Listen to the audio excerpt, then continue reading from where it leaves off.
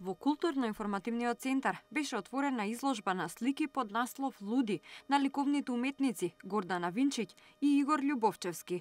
Најавена е како збир на уметнички дела кои можат за момент да ги променат перцепцијата, карактерот и целото човеково битие, а преку неа организаторите се обидуваат да креираат собствена земја на чудата, каде што нема бариери и се е возможно.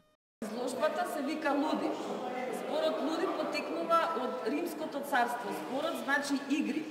И тие игри, баш во плурал, игри се случувале на овие простори, пошто Македонија била една од провинциите во Римското царство, меѓу кои градот Стоби како главен град на таа провинција.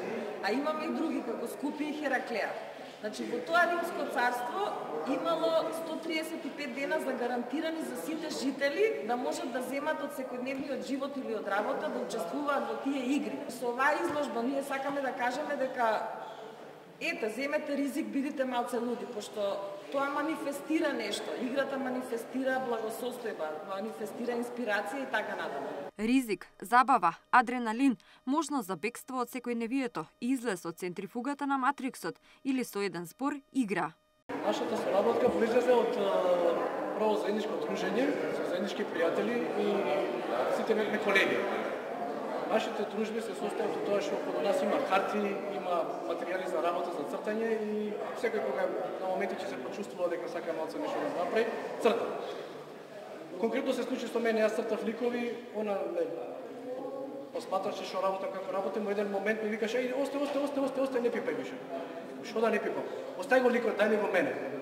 И го дам цртежот на незе. И она почна да го решава на колажен начин. Да аплицира различни материјали, оно што ќе се најде околу неа.